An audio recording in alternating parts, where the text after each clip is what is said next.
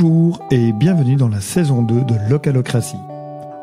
Je suis Xavier Marichal.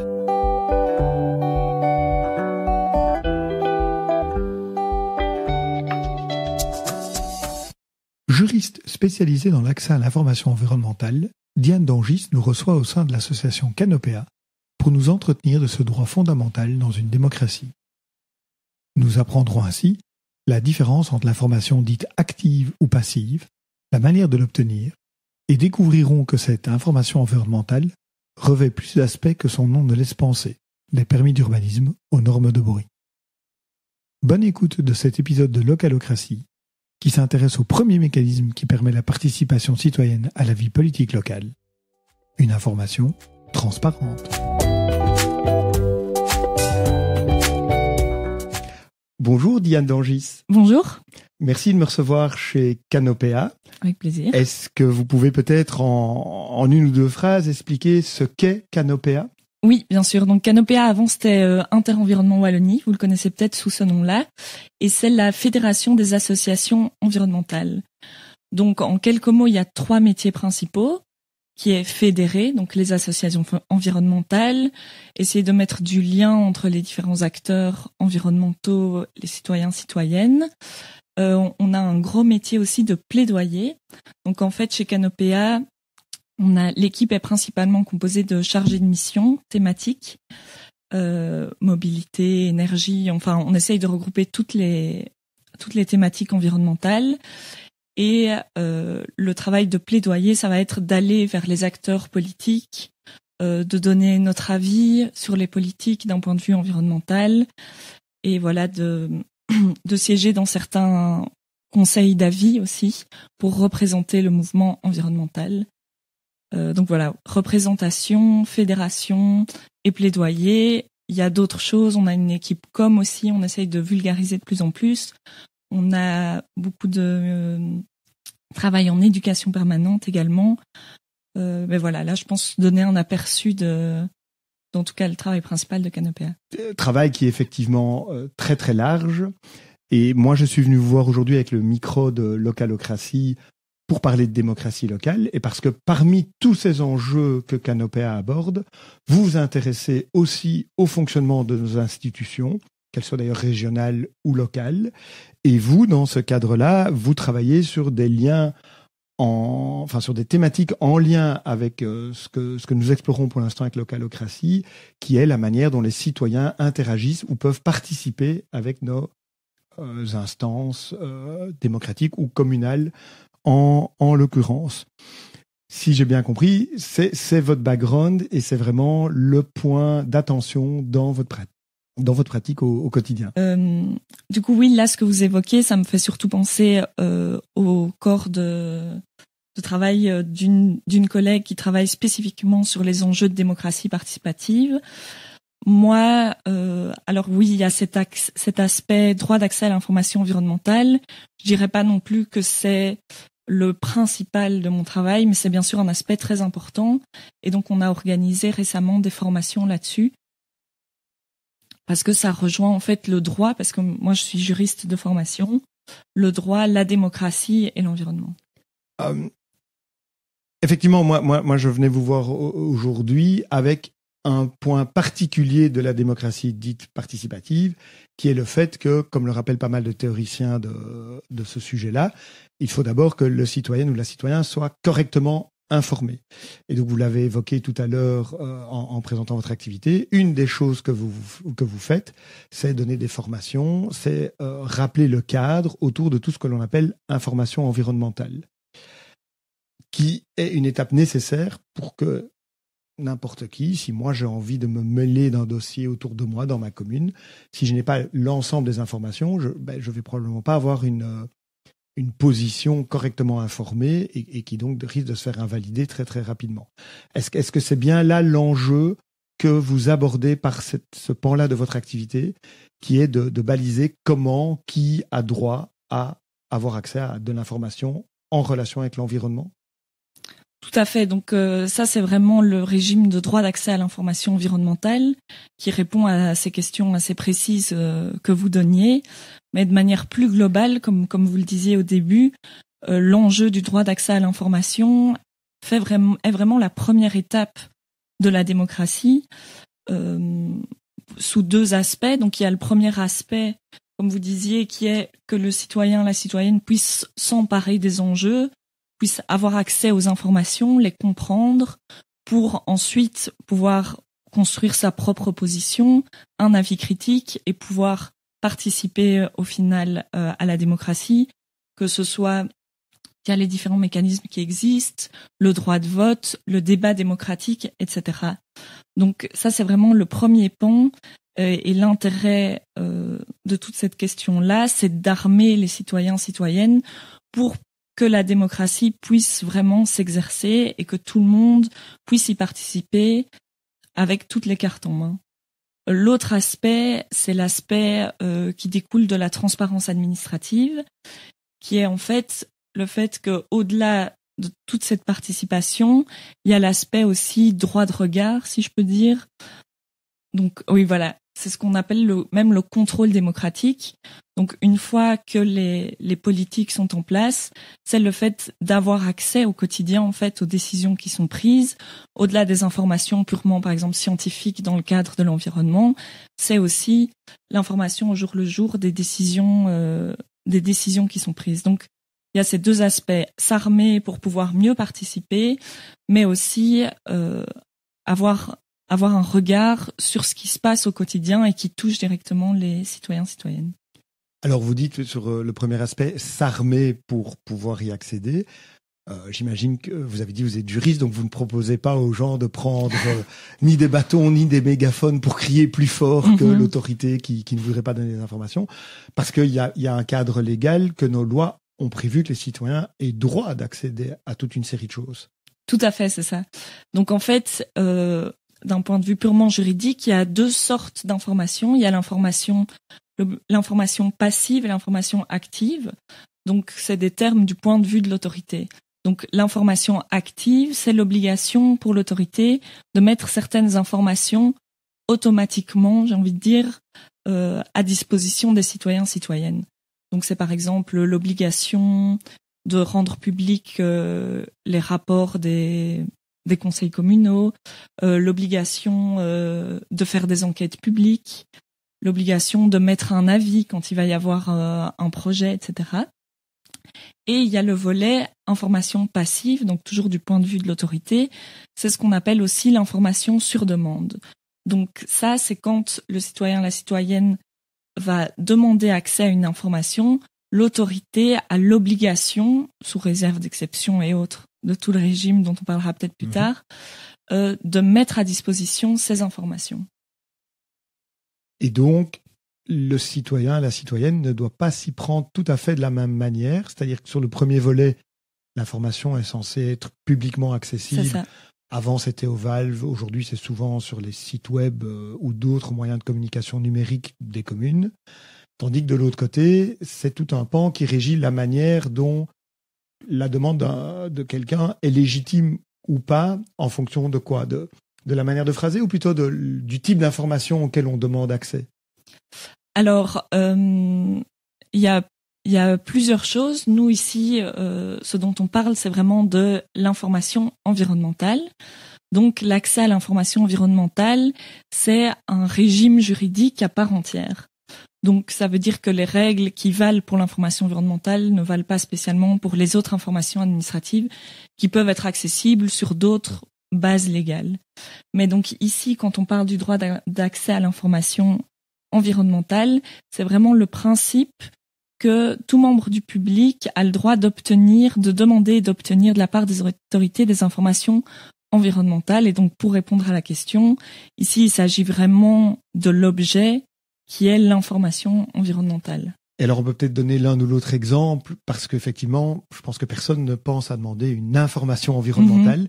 C'est un terme qui recouvre plusieurs types de documents ou de démarches. Est-ce que vous savez l'illustrer avec quelques-uns des exemples types au quotidien? Oui, tout à fait. Donc l'information environnementale, déjà du point de vue théorique, c'est assez large. Si on regarde la définition, on voit que c'est une information matérielle détenue par l'autorité. Donc déjà, matériel, ça veut dire que ça peut être un document écrit, mais ça peut aussi être un enregistrement, un échange de mails, quoi que ce soit, qui est détenu par l'autorité à laquelle on s'adresse. Et je vais pas la reprendre ici parce que c'est assez long, mais si on regarde la définition, ça regroupe vraiment beaucoup de choses, principalement l'état des éléments de l'environnement, donc l'état du sol, l'état de l'eau, etc. Et alors toutes les activités qui vont impacter l'état de l'environnement. Donc toutes les activités qui sont susceptibles de polluer, que ce soit pollution sonore, atmosphérique ou autre.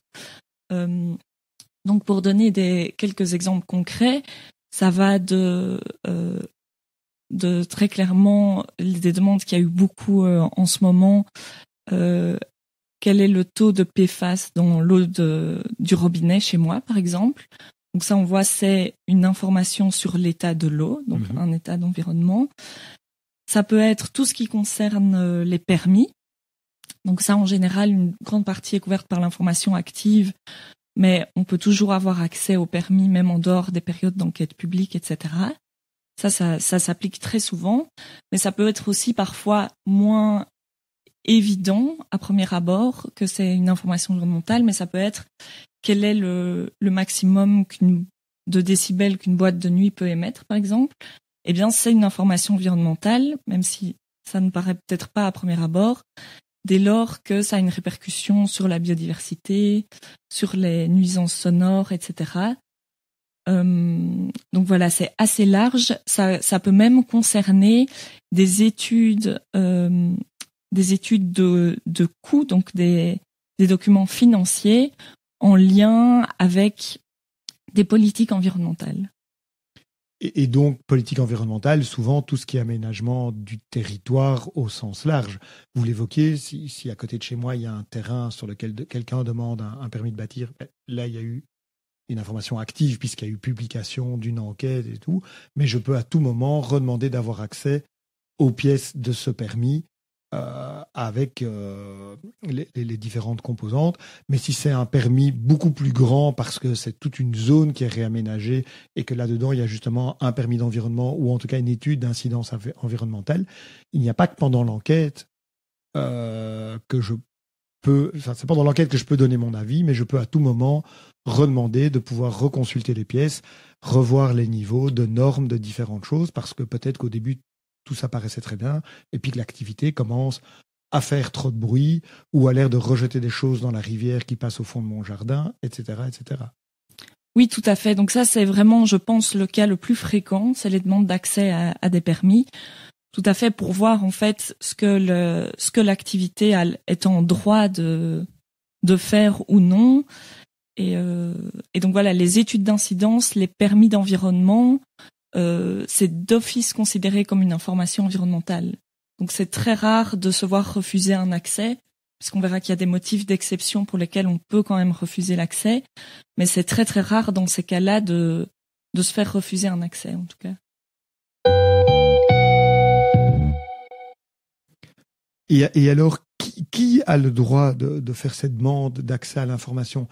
Est-ce que, si je reprends l'exemple d'une zone qui se construirait un peu plus loin que chez moi, je dois pouvoir démontrer que je suis impacté directement, ou bien toute personne qui s'y intéresse a le droit de demander de l'information, même si finalement c'est un endroit où je passe, par exemple dans mes déplacements domicile-travail, mais j'habite à 40 km de là. Eh bien, c'est ça qui est vraiment très positif et spécifique à ce régime droit d'accès à l'information environnementale, c'est que ce droit est assuré à tout membre du public sans devoir justifier d'un intérêt. C'est-à-dire que n'importe qui, entre guillemets, peut faire une demande d'accès à l'information, même si c'est sur une commune sur laquelle vous n'habitez pas, même si... Enfin, tous les cas de figure sont envisageables, en fait. Parce que donc, on parle de tout membre du public, ça veut dire qu'il y a non seulement les citoyens et citoyennes, mais aussi les associations environnementales peuvent directement faire une demande en leur nom. Il peut aussi y avoir des associations de fait, donc des groupements qui ne sont pas officiellement des associations, mais qui se présentent sous forme d'un groupe. Et donc, on ne peut pas en fait conditionner l'accès à l'information environnementale à quoi que ce soit au niveau d'un intérêt ou de personnalité, etc. Donc, si je demande l'accès à des choses dont il est prévu que l'accès soit octroyé au public, je n'ai pas à justifier de qui je suis ou de pourquoi j'ai envie de lire ça. J'ai droit à accéder à cette information. Tout à fait. Et alors, comment ça se passe ? Je dois écrire à la commune dans laquelle ça dépend. Donc, pas à ma commune si j'habite dans une commune voisine, mais à la commune où a lieu la chose qui m'intéresse.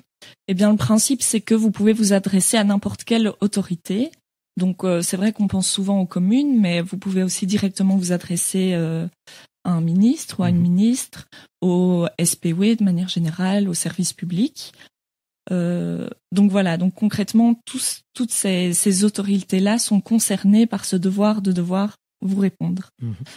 Maintenant, d'un point de vue purement pratique, l'idéal, évidemment, est de vous adresser à une autorité qui pourra vous répondre. D'autant plus qu'une des conditions pour qu'elle vous réponde, c'est que l'information soit disponible, c'est-à-dire que l'autorité doit détenir l'information. Si vous vous adressez à une commune qui n'a pas l'information, elle va simplement vous dire que l'information, on ne la détient pas, et donc elle n'a pas l'obligation de vous répondre. Donc, pour des questions vraiment de praticité, mieux vaut s'adresser à la personne qui détient l'information, sachant bien sûr que c'est pas toujours évident, surtout quand on regarde à quel point l'administration est tentaculaire, etc., de savoir à qui s'adresser. Donc, un conseil qu'on peut donner, qu'on oublie trop souvent, c'est qu'il existe un numéro vert de l'administration, c'est le 1718, il me semble, qui est vraiment un service de première ligne qui est censé pouvoir vous rediriger vers... Vous aider à savoir qui sera le bon interlocuteur ou poser la question, en fait. C'est ça. Et vous disiez, évidemment, si l'autorité qu'on a interpellée ne dispose pas de l'information de manière fort logique, elle ne sait pas la fournir. Mais est-ce qu'elle est quand même obligée de me répondre ? Ou bien, comme j'ai posé une question qui lui semble pas juste parce que ce n'est pas elle compétente, elle a le droit de juste ignorer ma demande et laisser mon courrier ou mon courriel ignoré au fond de la boîte ? Bien, normalement, elle a l'obligation de répondre dans le mois de la demande. Donc voilà, je pense que ce n'est pas tout le temps respecté. Enfin, j'ai pas envie de dire souvent, mais voilà. Ça arrive en tout cas. Ça arrive en tout cas assez régulièrement. Voilà, pour des raisons parfois très légitimes, qu'il y ait une grande quantité de travail ou autre. Et donc, ça arrive assez souvent l'hypothèse où le citoyen ou la citoyenne n'a simplement pas de réponse à sa question. Et dans ce cas, il y a plusieurs choses à faire. C'est possible de faire un recours, par exemple. Mais donc voilà, même si elle n'a pas l'information, elle est censée vous dire qu'elle ne la détient pas. Et même, elle est censée adresser votre demande à la personne qui détient l'information. À ma place. Donc, elle ne doit pas forcément me dire « Ah, mais vous feriez mieux de demander ça, par exemple, au service public de Wallonie ». Elle est censée elle-même directement rediriger ça vers le service ? J'ai maintenant une hésitation si elle doit le faire elle-même ou vous rediriger. Mais en tout cas, il existe une obligation d'indiquer la bonne personne à qui s'adresser. Mais ça, c'est d'un point de vue purement théorique. Parce que la plupart du temps, comme vous, elle ne sait pas vraiment qui détient l'information.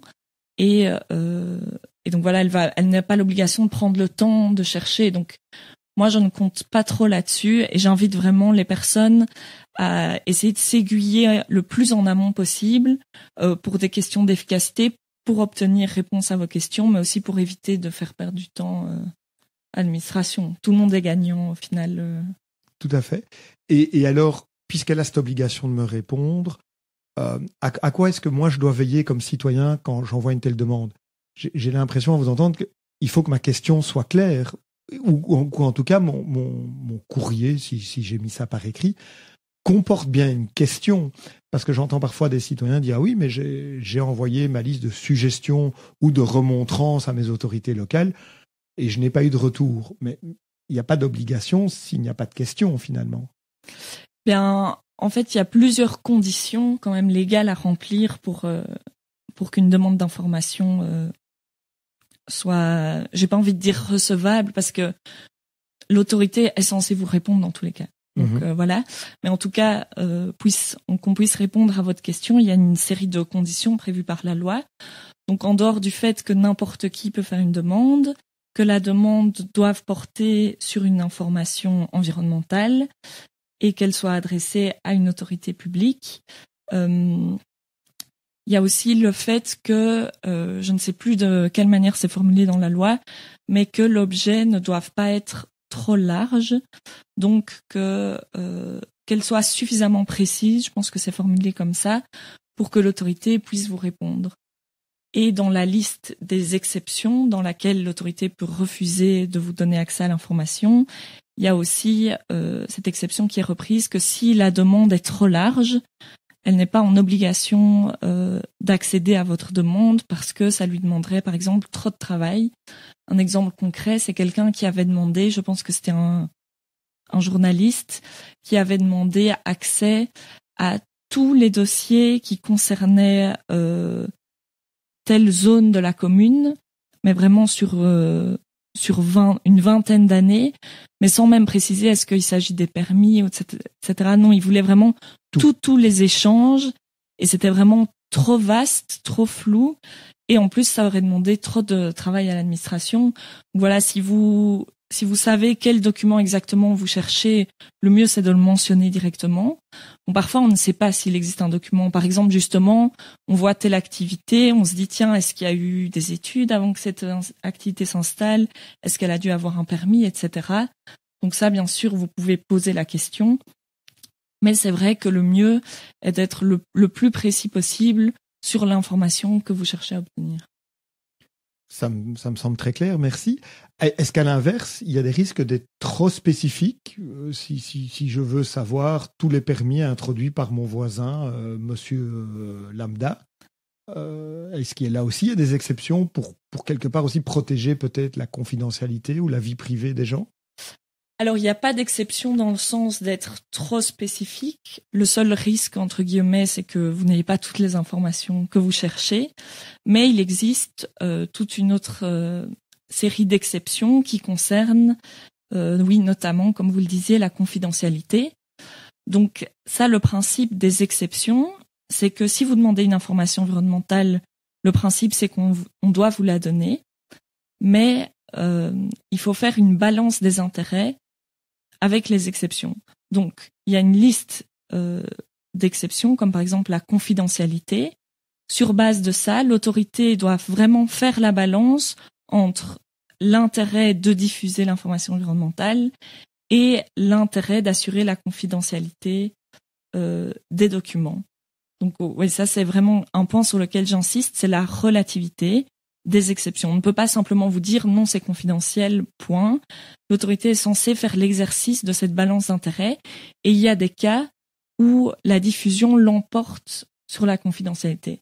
Bon, la confidentialité n'est peut-être pas le meilleur exemple parce que ce qu'on peut faire avec les informations confidentielles, c'est les cacher, c'est-à-dire vous donner l'information environnementale que vous cherchez, par exemple en barrant les noms, puisqu'au final en anonymisant parties, tout à fait.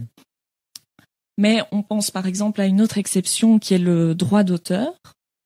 Donc ça, la question se pose souvent parce que dans les études d'incidence, vous avez des plans d'architectes qui sont couverts par le droit d'auteur, par principe. Donc c'est arrivé que des communes refusent de communiquer ces plans, en tout cas refusent d'en fournir copie et conditionnent l'accès à l'information à la consultation sur place.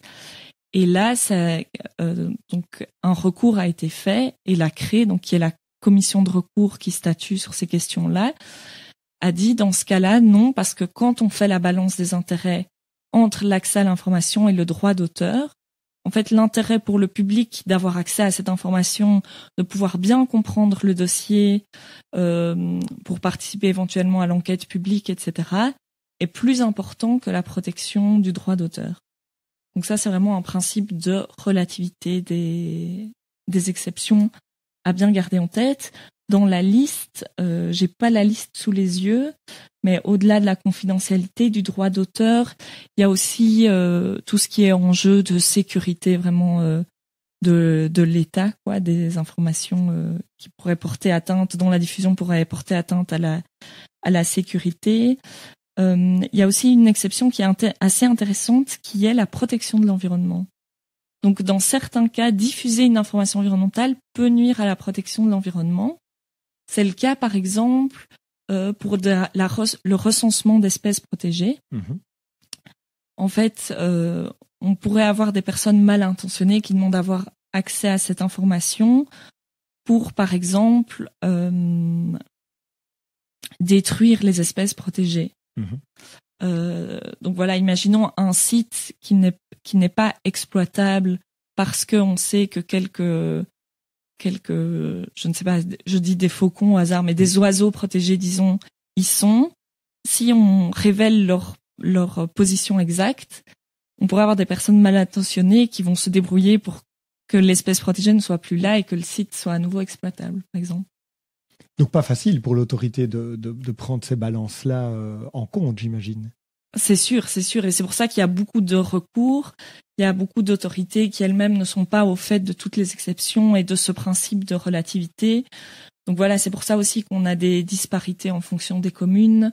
Mais ça, comme pour l'information active aussi, il y a des endroits où ça va être plus facile d'avoir accès à une information, d'autres pas.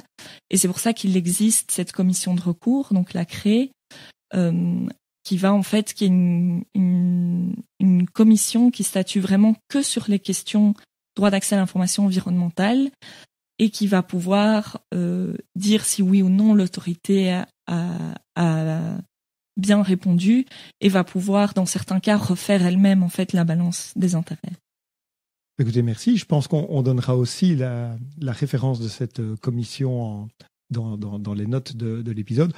Mais si je vous entends bien, en disant bien à tout le monde, de ne pas se précipiter sur cette commission. D'abord, bien rédiger sa demande et avoir un vrai dialogue avec l'autorité que l'on interpelle. C'est ça. Dans tous les cas, si vous voulez faire un recours, il faut d'abord avoir fait une demande. Dans tous les cas. Donc oui, bien sûr, on encourage un maximum de communication entre les autorités locales et les citoyens-citoyennes. Essayer vraiment de voir en amont à qui s'adresser, de passer un coup de téléphone ou quoi que ce soit. Mais maintenant, on encourage aussi, si nécessaire, l'accès, l'accès au recours, en tout cas de faire des recours si nécessaire à la CRE, parce qu'il faut savoir que ces recours, en fait, sont des recours administratifs gratuits, donc qui sont assez faciles à introduire, c'est pas nécessaire d'avoir un avocat ou quoi que ce soit. La CRE doit donner une réponse dans les 30 à 45 jours, il me semble, 30 jours et elle peut prolonger si nécessaire. Et ça peut être quand même très utile d'avoir une décision de la CRE qui va accélérer le processus pour que vous ayez accès à l'information ou remettre en cause la décision de l'autorité, vu que comme ça reste un régime assez compliqué, balance des intérêts et tout, il peut arriver que l'autorité vous refuse une information alors que vous y ayez droit. Et donc dans ce cas-là, pourquoi pas faire un recours devant la CRE. C'est vraiment un organisme qui me semble accessible. Ils ont même un site où vous pouvez retrouver un formulaire qu'il suffit de remplir. Il faut juste faire attention au délai de 30 jours pour introduire le recours. Et ils reprennent aussi toutes leurs décisions. Et donc ça, en fait, c'est une autre source du droit qui est la jurisprudence et qui a toute son importance, vu que c'est eux qui vont interpréter des situations concrètes et qui vont aussi faire jurisprudence. C'est eux qui disent que les permis d'environnement, c'est une information environnementale, etc. En dehors du cadre légal dont on a parlé aussi. Et donc, en synthèse, si je vous comprends bien, non seulement toute citoyenne, tout citoyen a le droit de poser des questions à son autorité concernant de l'information environnementale, mais en plus, la région a prévu ce mécanisme avec cette commission de recours pour aider les citoyens à ce que les choses se passent de manière juste et transparente. Tout à fait. Donc, en fait, c'est une obligation au niveau européen qui découle même de la Convention d'Aarhus et qui oblige en fait les États à prévoir cet accès à l'information environnementale et à prévoir des voies de recours en cas d'obstacle à l'accès à cette information. Donc ça, c'est vraiment un droit fondamental pour les raisons qu'on a expliquées avant et que les États membres sont obligés de respecter, notamment dans l'Union européenne. Donc oui, cette commission de recours est en place et c'est une très bonne chose, mais en effet, ça découle d'une obligation. Et donc voilà, ce qui est positif aussi, c'est que ce droit est garanti à des niveaux supérieurs, j'ai envie de dire, et donc est difficilement détricotable. Écoutez, merci beaucoup pour tout cet éclairage et j'espère que cela aura convaincu certains du fait que ce n'est pas insurmontable et qu'ils sont dans leur bon droit quand ils souhaitent obtenir ce genre d'informations. Ben oui, c'est exactement la conclusion qu'on essaye d'avoir. Et ne pas hésiter, à faire des demandes d'accès à l'information, à se renseigner. Aussi, on a bien conscience que le contexte est aussi compliqué d'un point de vue politique, administratif. Déjà, pour comprendre tous les mécanismes, ne fût-ce qu'en Belgique, les niveaux de pouvoir, etc., c'est déjà tellement compliqué que ça peut être décourageant. Mais voilà, les informations, on a droit de les avoir pour prendre des décisions en toute connaissance de cause. Il y a aussi tout l'enjeu, on va plus rentrer là-dedans maintenant, mais la désinformation, malheureusement, avec les réseaux sociaux, des informations très vite caricaturées, etc. Donc, n'oublions pas que il y a beaucoup de données environnementales qui existent, des relevés, des analyses, des politiques. On a droit d'y avoir accès et on a le droit de les comprendre et de les prendre en compte. Et rien tel que de retourner à la source de la vraie information factuelle. Tout à fait. Tout à fait. Merci beaucoup. Merci à vous.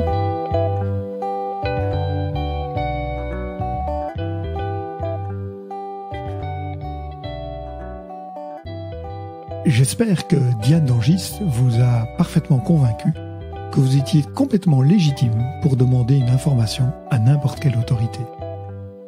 De plus, et ces deux éléments-là m'ont surpris car je les ignorais, il n'y a pas de délai pour faire votre demande. Tant que vous êtes capable de préciser ce qui vous intéresse, vous pouvez le redemander à n'importe quel moment. Et l'autre point surprenant, c'est le fait que n'importe qui peut demander à une autorité publique de recevoir une information. Il ne faut pas habiter la rue ou la commune ou faire preuve d'un intérêt spécifique. Vous êtes à tout moment habilité à demander une information qui vous semble pertinente à vos yeux. Sans en abuser, je vous souhaite de faire bon usage de ce droit.